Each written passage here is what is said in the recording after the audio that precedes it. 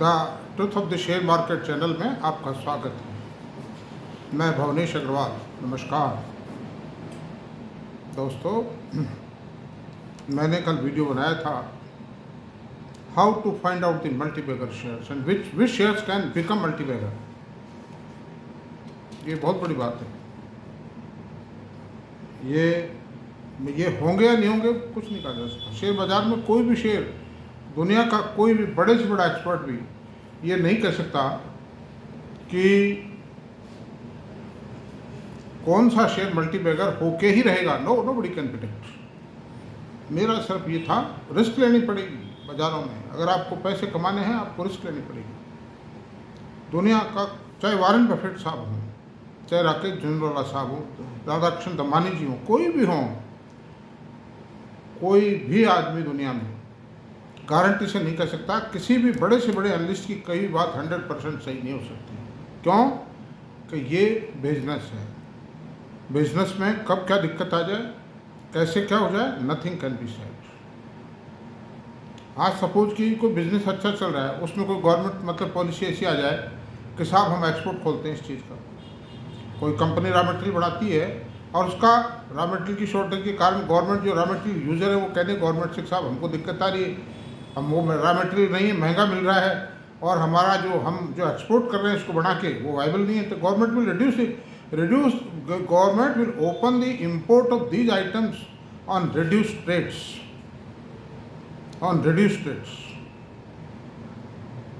इसलिए वो जो इंडिया में एग्जिस्टिंग कंपनी मैन्युफैक्चर कर रही रॉ मटेरियल वो मारी जाएगी, उसका प्रॉफिट घट जाएगा। मतलब तो nothing can be said. All these things.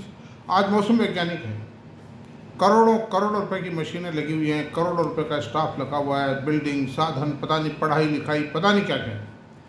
लेकिन क्या उनकी हर भविष्यवाणी सही जाती है क्या? In the same way. इसलिए आप कोई भी आदमी कहता है कि साहब ये ऐसा हो जाए, आप उस पर मत बिलीव कीजिए प्लीज़। मैं खुद भी कहता हूँ, मेरे कहे पे बिलीव मत कीजिए। आप उसको चेक कीजिए, अपने फाइनेंशियल एडवाइजर से राय लीजिए मतलब, और तसल्ली से सोचिए, करिए। इसलिए माय डियर, ये शेयर बाजार है, इसमें ऐसा नहीं कि मैं एक कचौरी खरीदूँ 50 रुपये, मेरे खाली कचौरी बहुत बढ़िया थी, ऐसा नहीं है। इसलिए देखिए my dear, it is a challenging job. वरना तो हर आदमी करोड़पति हो जाता ना। क्यों लोग सड़क पे फुटपाथ बेचते, क्यों लोग 10-10 हज़ार रुपये की दुकानदारों की 20,000 रुपये की नौकरी करते, क्यों लोग बेलदारी करते, मतलब सब लोग शेयर बाजार में लग जाते हैं। लेकिन इसके लिए यथेष्ट ज्ञान, अनुभव और रिस्क एपेटाइट चाहिए। खैर, ये तो बात ये रही, कल के वीडियो की रही। आप लोगों ने देखा है, सराहा है, मुझसे कुछ प्रश्न भी पूछे हैं। अब मैं आगे बात करता हूं। पहले जो कल 2-3 कंपनियों के परिणाम आए हैं, आए तो काफ़ी के हैं, लेकिन मैंने जो एनालिसिस किया है वो 2 का किया है। डॉक्टर डिवीज लैब और अरविंदो फार्मा, और एक तीसरी कंपनी है रिलायंस पावर। रिलायंस पावर भी बहुत चर्चा का विषय है। आप ये मत मानिए कि कोई ये 25-26 रुपये शेयर चल रहा है, पिटा हुआ शेयर है, तो इस पर चर्चा क्यों जाए। चर्चा तो कर लेनी चाहिए, क्या नुकसान है। कुछ हंसी मजाक का भी वातावरण रहना चाहिए। अगर फिल्म में डायलॉग नहीं होंगे, कॉमेडी नहीं होगी, म्यूजिक नहीं होगा, तो फिल्म कैसे चलेगी बताइए आप। तो then I say Aurobindo has posted very beautiful results, handsome growth is there, और वो उसके बावजूद है जबकि USFDA के इंस्पेक्शन में आए हुए ऑब्जर्वेशंस के कारण उनको यूनिट 4 जो उनकी सब्सिडरी कंपनी के पास है हैदराबाद में, उसको बंद करना पड़ा था 1.5 महीने तक। That is a highly profitable company. Unit injectable बनाती है। उसके बावजूद भी इन्होंने पिछले क्वार्टर के मुकाबले एट पार रिजल्ट दिए हैं। सेल बराबर रही है और ये पिछले साल के मुकाबले शानदार 100% ग्रोथ। तो अंडर दिस सर्कमस्टेंसेज में द रिजल्ट इज हैंडसम। और कंपनी ने करीब 3500 करोड़ रुपए के प्रोजेक्ट्स को कॉमर्शलाइज कर दिया है, कॉमर्शियल प्रोडक्शन शुरू कर दिया है, जिसमें जी पेनिसिलिन का प्रोजेक्ट है और 3-4 प्रोजेक्ट और हैं। कुछ 2 एक चाइना में है, एक आध इंडिया में है, एक आध बाहर है। और इनको जो बेनिफिट मिलेगा इन नए प्रोजेक्ट्स पर, ये PLI स्कीम का बेनिफिट मिलेगा। It is hands. Only other hand हम आते हैं, मैं खरीदने की राय नहीं दे रहा हूँ, मैं खाली एनालिसिस कर रहा हूँ खरीदना बेचना it is to be decided at your end. आपका जो भी साधन है, जो भी फाइनेंशियल एडवाइजर, उनसे राय लीजिए। मैं खाली एनालिसिस करता हूँ। I am a teacher of the share market, primary teacher. Another thing, Divi's lab पे आते हैं। डिवीज लैब का पी रेशो चाहे ज़्यादा है, लेकिन इसके प्रोडक्ट मोनोपोली प्रोडक्ट हैं, बहुत हाई टेक्नोलॉजी प्रोडक्ट है, और ये फुल्ली इंटीग्रेटेड प्रोजेक्ट है। दुनिया की मानी हुई कंपनी में से एक है एपीआई के लिए। इस कंपनी के शेयर को गिरावट से गिरावट में भी कोई झुका नहीं पाता है, स्तंभ की तरह खड़ा रहता है। शानदार रिजल्ट आए हैं, 60-70% की ग्रोथ आई है परिणामों में। सेल में 25% की ग्रोथ है। बाकी प्रॉफिट बढ़ा है, मार्जिन बढ़े हैं। इसका मतलब डिमांड शानदार है कंपनी के प्रोडक्ट्स की। इसलिए मेरा आपसे यही अनुरोध है कि आप अपने हिसाब से देखें, सोचें कि कंपनीज आर हैंडसम, और इन्होंने प्रीवियस इनका जो ट्रैक रिकॉर्ड रहा है वो भी शानदार रिजल्ट का रहा है। The beautiful result have been produced by these companies. I say another thing, Reliance का है। रिलायंस में 450 करोड़ रुपए का, 450 करोड़ का घाटा है।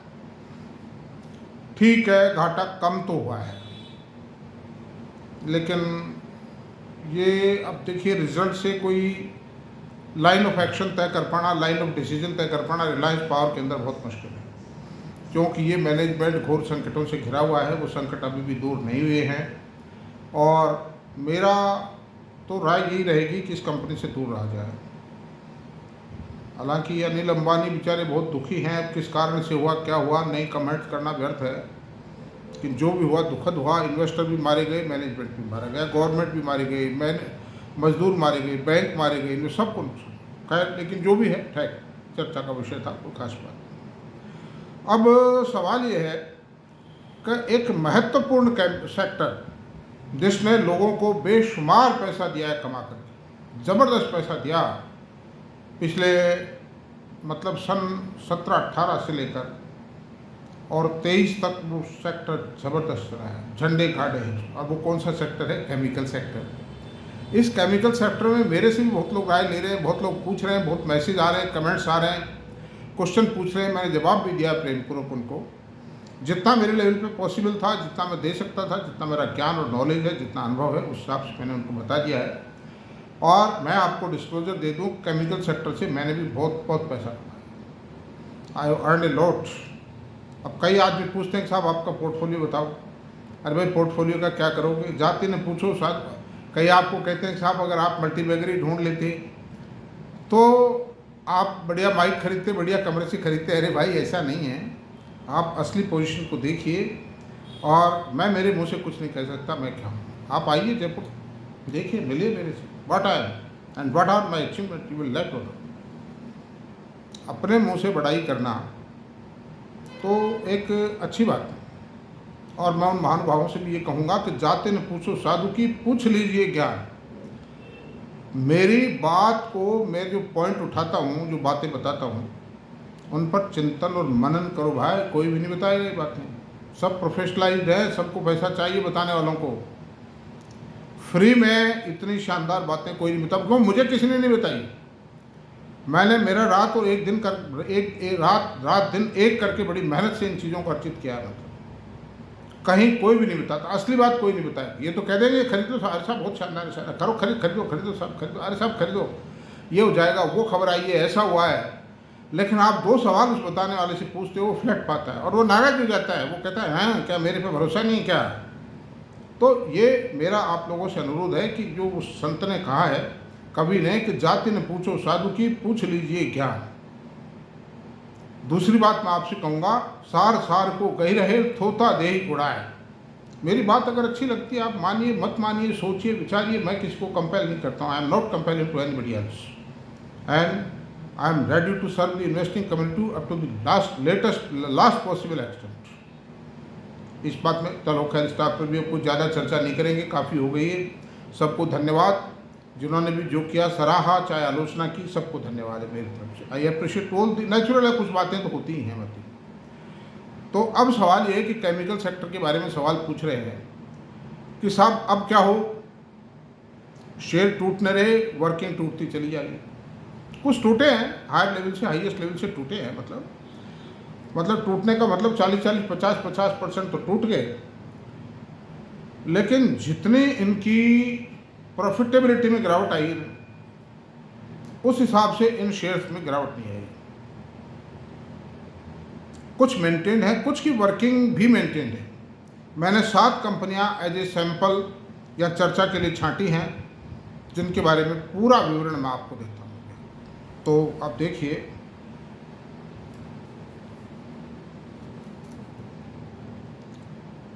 Gujarat fluorochemical 1 paid up share है।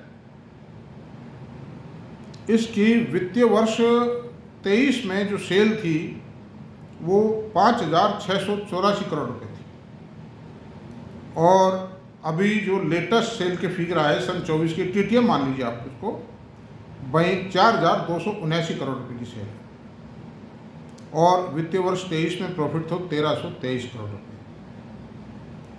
और आज की तारीख में इसका प्रॉफिट है, प्रॉफिट नहीं, दोबारा आज की तारीख में है इसका प्रॉफिट है, यानी इसकी ईपीएस से ले लेते हैं। इसकी ईपीएस थी 120 रुपये 44 पैसे सन वित्तीय वर्ष 2023 में, और आज इसकी ईपीएस रह गई 39 रुपये 59 पैसे, यानी ज़बरदस्त गिरावट आई है। 1/3 रह गई इसकी ईपीएस,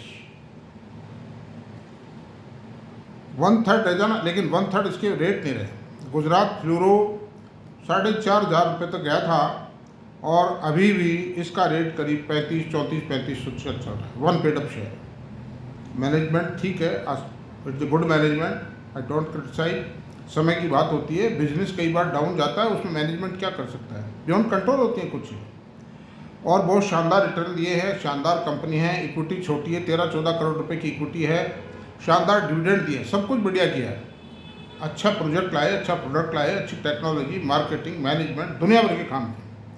वक्त की बात है, तो 1/3 इसकी प्रॉफिटेबिलिटी रहेगी। अब क्या करना, ये एक जनरल बात बताऊंगा मैं आपको, एक एक में बताने में समय बहुत लग जाएगा, वीडियो बहुत लंबा हो जाएगा। नवीन फ्लोरिन, अच्छा ये प्रोडक्ट है इनका फ्लोरो गैस, जो एयर कंडीशनर में काम आती है। नवीन फ्लोरो 2077 करोड़ का टर्नओवर था सन वित्तीय वर्ष 23 में, प्रॉफिट था 375 करोड़ रुपए, और जो टीटीएम की सेल है सन 2024 की मान लीजिए आपको, वित्तीय वर्ष 2024 की 2,065 रुपये, सेल में कोई गिरावट नहीं आई नवीन फ्लोरो, लेकिन प्रॉफिट 270 करोड़ रुपये ही रह गया, ऑलमोस्ट 60% प्रॉफिट रह गया। There is a 40% fall in the profit. Same product, वही फ्लोरो गैस, एयर कंडीशनर में आती, बड़ी प्रीमियम गैस है, बड़ी डिमांडेड गैस है, और इसकी ईपीएस 75 रुपये से घट के 54 रुपये रह गई। इसका पी रेशियो 61, और गुजरात फ्लोरो का आज की तारीख में पी रेशियो 81.56। 2 कंपनियां हो गई, मतलब इनका पी रेशियो बहुत हाई है आज भी। जबकि अर्निंग डाउन जाती है तो पी रेशियो गिर जाता है, लेकिन इनका पी रेशियो बड़ा शानदार लेवल पर है। हिंदुस्तान लीवर का जो पी रेशियो है, जो नेस्ले का रेशियो है, जो ब्रिटानिया का पी रेशियो, उसके आसपास है ये पी रेशियो। एसआरएफ इस सुपर परफॉर्मिंग कंपनी, इसकी सेल थी 2023 में, वित्तीय वर्ष 23 में 14,870 करोड़ रुपए आज, और प्रॉफिट था 2,162 करोड़। ईपीएस थी 72 रुपये 95 पैसे। आज की तारीख में सेल है 13,336 करोड़, सेल में कोई गिरावट नहीं आई, लेकिन प्रॉफिट 1,474 करोड़ रुपए है। पहले 2,162 करोड़ था सन 23 में, तो वही 60% प्रॉफिट रहेगा।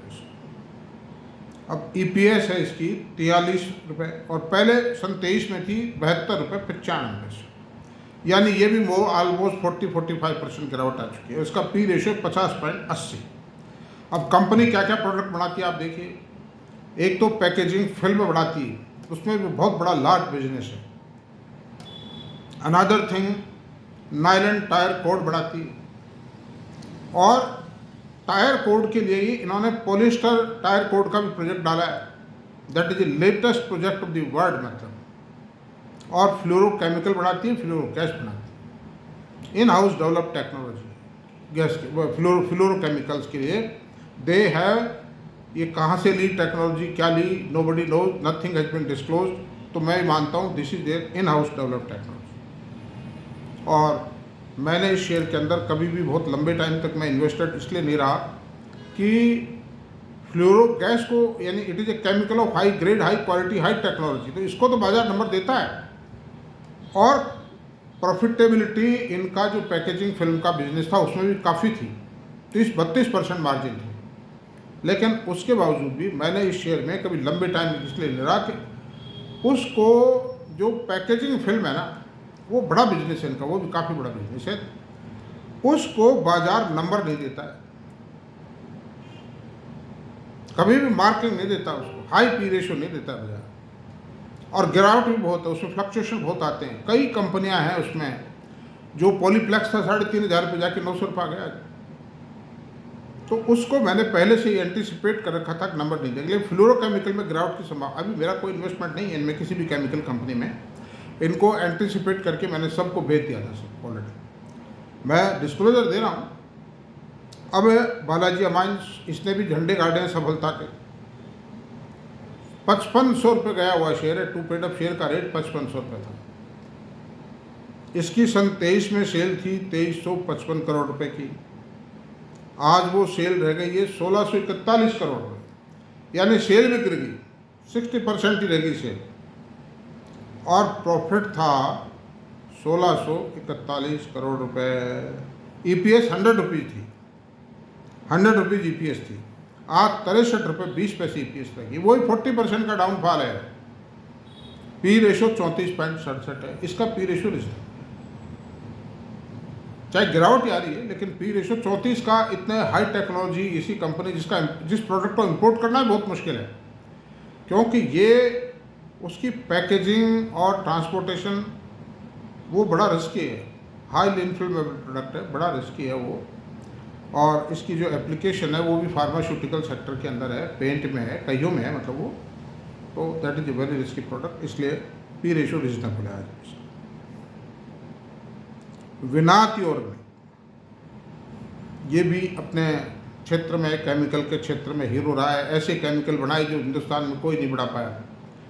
और आप देखिए कि टेक्नोलॉजी कहाँ से लाए, ये भी एक ताज्जुब की बात है। कोई कंपटीटर बना ही नहीं इसका।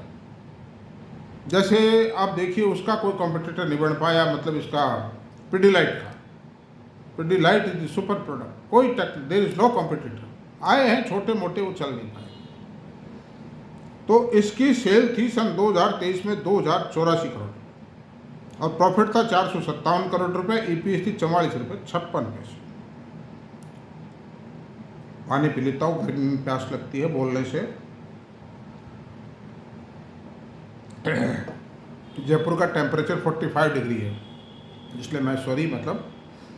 और अब जो टीटीएम है, सन 24 की जो रिपोर्ट आई है, वित्तीय वर्ष 24 की, सेल घटी है 1899 करोड़, यानी 1900 करोड़ की सेल है। सेल में 10% की कमी आई, लेकिन प्रॉफिट में ज़बरदस्त डाउनफॉल है। 457 करोड़ से गिर के प्रॉफिट 322 करोड़ रुपये रह गए। 31 रुपये की पी रह गई, ईपीएस रह गई है 44.56 के बजाय, और पी रेशो 53 है। दीपक नाइट्रेट, डिफरेंट केमिकल के भी डिफरेंट सेगमेंट मैंने चुने हैं। मतलब ये दीपक नाइट्रेट 7,972 करोड़ का टर्नओवर सेल थी वित्तीय वर्ष 23 में। प्रॉफिट था 852 करोड़ रुपए और ईपीएस थी 62 रुपये 46 पैसे। और सेल, इस टीटीएम की सेल है सन 24 की, मान लीजिए आपको 7,681 करोड़ रुपए सेल है। सेल नहीं गिरी है इसकी। और प्रॉफिट 810 करोड़ है। 852 से 810 करोड़ रुपए कोई खास गिरावट नहीं आएगी। और ईपीएस है 59 रुपये 45 पैसे, यानी 62.5 से 59.5 रुपये। और आरती इंडस्ट्रीज, आरती इंडस्ट्रीज का वित्तीय वर्ष 23 का जो सेल थी वो 6,618 करोड़ रुपए थी और प्रॉफिट था 545 करोड़ रुपए और ईपीएस थी 15 रुपये 4 नए पैसे। ये 5% शेयर है। ट्रिमेंडियस सक्सेसफुल शेयर रहा है ये भी अपने क्षेत्र में। डिफरेंट टाइप ऑफ केमिकल्स बनाता है, pharmaceutical, agro chemicals, dye, pigment इनमें डालने के लिए। और सेल जो अमाउंट है वित्तीय वर्ष 24 का वो 6322 करोड़। सेल में थोड़ी सी गिरावट आई, मामूली 5% की। और टीटीएम का यानी सन 2024 का जो प्रॉफिट है वो 416 करोड़ रुपए है और ईपीएस 11 रुपये 49 पैसे। ईपीएस में ज़बरदस्त गिरावट आई, प्रॉफिट में ज़बरदस्त गिरावट आई, यानी 15 रुपये से गिर के ईपीएस 11.5 रुपये रहे। तो ये मैंने विवरण दिया है दोस्तों, फ्रेंड्स। मतलब एक बहुत ही चैलेंजिंग जॉब है, इस बारे में निर्णय लेना। जो कंपनियां अपने वक्त की हीरो रही और आज भी उनकी परफॉर्मेंस, प्रॉफिट मार्जिन एक रीजनेबल लेवल पर तो है। 10-11% के मार्जिन तो आज भी, आफ्टर टैक्स प्रॉफिट मार्जिन आज भी इन कंपनियों के हैं। तो ये बहुत अच्छी बात है वैसे। लेकिन अब सवाल ये कि प्रॉफिटेबिलिटी में जो गिरावट का क्रम है ये कहाँ जाके थमेगा, कब तक गिरावट चलेगी, ये एक बहुत ही चिंता का विषय है और इसको कोई असेस नहीं कर सकता। अच्छा, जो असेस कर सकने वाले लोग हैं, जिनके पास साधन हैं, या तो मैनेजमेंट को मालूम है और या फिर जो ये जो न्यूज़ चैनल्स हैं जो अपना फ़र्ज़ नहीं निभा रहे हैं इस वक्त, उनसे मेरा निवेदन है वो फ़र्ज़ निभाएं और ये आम जनता को केमिकल सेक्टर के में बताएं कि इनकी प्रॉफिटेबिलिटी गिरने का मूल कारण क्या है। अरे भाई, बिजनेस चैनल चला रहे हो, लाखों हजारों करोड़ का ऑर्गेनाइजेशन है, आपके पास एक्सपर्ट ये दुनिया भर की साइट्स आपने हायर कर रखी हैं, आप ये तो मालूम कर लो किस केमिकल की रेटों में कितनी गिरावट आई, ये तो बता दो यार एक दिन। ये हम बताएंगे, लेकिन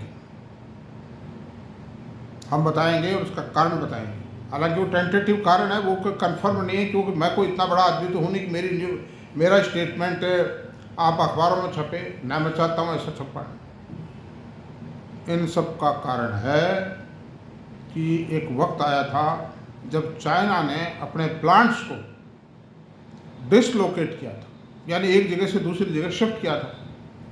उसमें लग गया टाइम, और वो टाइम लगा 3-4 साल को। इतने बड़े पॉल्यूशन कंट्रोल के कारण उन्होंने शिफ्ट किए तो 3-4 साल का टाइम लग गया। मतलब उस दौरान इंडियन ये जो इंडियन केमिकल कंपनी ये पैसा कमा गई, इनके भाव तेज हो गए, इंटरनेशनल मार्केट में भी इनका माल बिका, हिंदुस्तान में बिका माल। इम्पोर्ट के ऊपर भी ताले लग गए। इम्पोर्ट कहाँ से होता, मतलब वहाँ माल ही कम था, प्रोडक्शन घट गया था उससे। और इंटरनेशनल मार्केट में भी शॉर्टेज सप्लाई कम आ गई, कॉम्पिटिटर खत्म हो गया, इंडियन कंपनीज कम आ गई। This was the reason behind that. वो जो मार्जिन थे उस वक्त, वो एक्सॉर्बिटेंट मार्जिन थे, वो बहुत ज़्यादा मार्जिन थे, जिनका लौटना दोबारा आना साइकिल टर्न अप करेगी जब होगा। हर चीज़ जब अपने बूम पे आ जाती है कभी, तो वो कुछ से कुछ कर जाती है। लेकिन नॉर्मल समय में तो यही होगा, सामान्य प्रॉफिट है, सामान्य समय। अब फर्दर और कितना गिर जाएगा ये मैं नहीं कह सकता। आपका केमिकल की प्राइसेज में और गिरावट आएगी, चाइना अपना प्रोडक्शन बढ़ाएगा, दूसरी और कंट्रीज बढ़ाएंगी। सोडा आइस की प्राइसेज कभी गिरती हैं कभी बढ़ती हैं, नेचुरल रबड़ की प्राइसेज में बढ़त आ रही है। तो ये सब उलट पुलट हो रहा है, नथिंग कैन बी सर्टेनिटी। लेकिन फिर भी सबसे बड़ी बात क्या है कि कुछ कंपनियां इनमें ऐसी हैं जिनकी प्राइसेज नहीं टूटी, शेयर की प्राइसेज नीचे नहीं आई।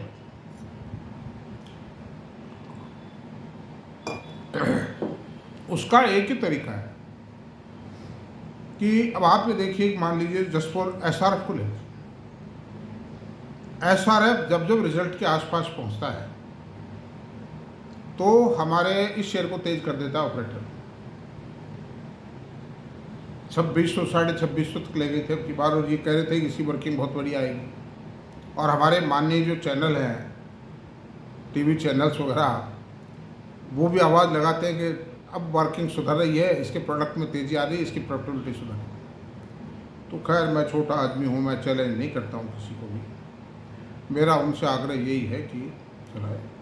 तो आज भी इसका एसआरएफ का जो पी रेशो है 50 है, नवीन फ्लोरिन का एक पी रेशो 61 है और गुजरात फ्लोरो का पी रेशो 81 और विनती ऑर्गेनिक का 53 है और आरती इंडस्ट्रीज का 54। तो मेरा एक ही है आप लोगों से निवेदन कि अब सबसे बड़ी समस्या ये है कि मान लीजिए कंपनियां उठती भी हैं तो इतना हाई पी रेशो तो ऑलरेडी है इनका, तो भाई कोई 100, 150, 200 का पी रेशो तो हो नहीं पाएगा।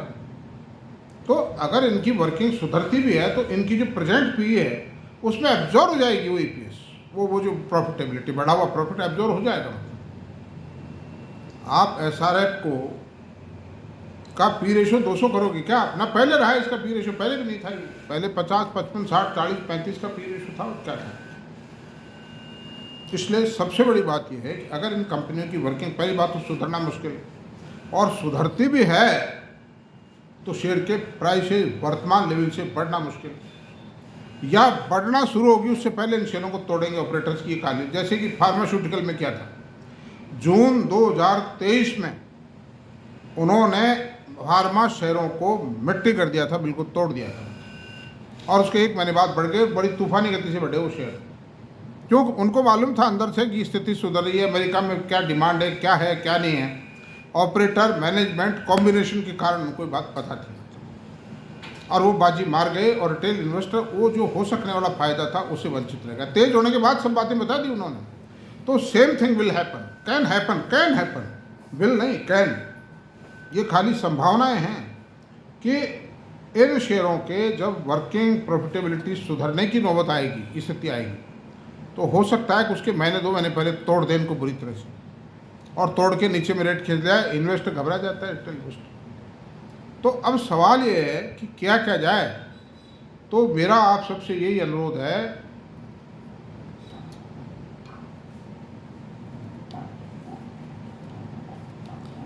कि 50 से ऊपर जो पी रेशो है उनमें से आप इतना सा कर सकते हैं। आप अपने एडवाइजर से सलाह लेके बहुत सोच विचार के बाद, मेरा कोई खाली ये मेरा एक एनालिसिस है, एक स्ट्रेटजी तय करने पे मैं विचार कर रहा हूँ। कोई प्रेस्क्रिप्शन नहीं, कोई रिकमेंडेशन नहीं, कोई सजेशन कि आप 25% बेचें। 50 से ऊपर पी रेशो के जो केमिकल शेयर है इनको जो आपकी होल्डिंग है उसका 25% बेचने पे विचार करें, सोचें और उस पैसे को एक ऐसे सेक्टर में लगाने का प्रयास करें जो एक बहुत बड़ा सेक्टर है, जो इस समय दबा हुआ है, जो हाई टेक्नोलॉजी सेक्टर है और वो सेक्टर है आईटी सेक्टर। जैसे ही अमेरिका में ब्याज की दरें कम होंगी, इन जैसे जैसे कभी बात भी चलती है अमेरिका की, ये ब्याज घटने वाला, ये 200-500 इंडेक्स बढ़ जाता है आईटी शेयरों का। तो एक ऐसे सेक्टर में लगाइए जिसने ज़बरदस्त रिवार्ड दिए हैं, आज भी अपने फुटिंग्स पर मजबूती से खड़ा हुआ है। इतने हैमरिंग 2-2.5 साल से हैमरिंग हो गई उसके ऊपर, दुनिया भर का मतलब वो हो गया काम, फिर भी कितना गिरे शेयर, 20-25%, 30%। और आज मेरे पास बहुत है शेयर, देखिए मैं आपसे डिस्क्लोज कर रहा हूँ, मैं काफ़ी मात्रा में और काफ़ी कंपनियों के शेयर हैं, लेकिन ये मैं उनमें आज भी प्रॉफिट में हूँ इतनी गिरावट के बाद भी। तो थोड़ा बहुत पैसा उन आईटी कंपनी में आप अपने फाइनेंशियल एडवाइजर से डिस्कस करके बस निष्कर्ष ये किए, ये बड़ी टिपिकल सिचुएशन है कि शेयर गिर रहा है, शेयर नहीं गिर रहा, प्रॉफिट गिर रहा है। और भाई कोई बहुत ही मंदा हो शेयर, आज भी 80 के पी रेशो में, 60 के पी रेशो, 53 के पी रेशो में गिर रहे हैं। हिंदुस्तान लीवर का पी रेशो क्या है आप बताइए, 55 है। वो तो एवरग्रीन कंपनी, आज भी हिंदुस्तान लीवर का माल बिक रहा है, प्रॉफिट कमा रहा है। ठीक है, एक टाइम साइकिल है, थोड़ी बहुत हो जाएगा, देखा जाएगा। और 2, 5, 3, 4% की डिमांड भी अगर हिंदुस्तान लीवर की बढ़ जाए तो कुछ से कुछ हो जाए। मैं कहता हूँ नेस्ले डाउन है, ब्रिटानिया डाउन है, लेकिन उनके पी रेशो क्या है ये तो देखो भाई, 50, 55, 57, 60, 65 बस हो। तो आज जब इतने भारी डिक्लाइनिंग पोजीशन में ये कंपनियाँ, तो इनका पी रेशो इतना क्यों हो। लेकिन मैं आपसे, मेरा जो अनुभव कहता है वो ये कहता है, अनुभव की बात है, मेरी पर्सनल ऑब्जर्वेशन है, ऐसा नहीं कि निश्चित होगा ही होगा, ऐसा कुछ नहीं, कि जब ये शेयर बढ़ने लगेंगे तो इनको एकदम कच्चा दे दिया जाएगा, क्योंकि जो आखिरी वर्किंग आएगी ना वो कंपनी मैनेजमेंट दोनों मिलकर के डाउन दिखा देती है, ये लो गिरा दी, और रिटेल इन्वेस्टर का माल गिरी हुई रेटों में छीन ले जाएंगे। डर जाता है इन्वेस्टर बेचारे में। कितनी हिम्मत होती है बताइए। आज 10-20-50 लाख का, करोड़ 2 करोड़ का आदमी है, उसमें बड़ा डर लगता है उसको, स्वाभाविक है, उसका दोष नहीं है। तो ये पोजीशन है। मैंने जो कुछ मेरे विचार थे, जितनी अच्छी सोच समझ के बाद में विचार कर सकता था, मैंने पूरा प्रयास किया है। और आप इन विचारों से सहमत हो ना हो, मैं बिल्कुल नहीं कहता हूँ, कोई मेरी प्रेस्क्रिप्शन नहीं है। I am only teaching, we are discussing, analysing. आप अपने सलाह से, अपने वित्तीय सलाहकार से सलाह लेके करें, जो कुछ करें, मेरा कोई रिकमेंडेशन नहीं है। और जो भी मेरा वीडियो अगर आपको पसंद आया हो तो प्लीज़ आप इसको सब्सक्राइब करें, लाइक करें, कमेंट करें, शेयर करें। Thank you very much.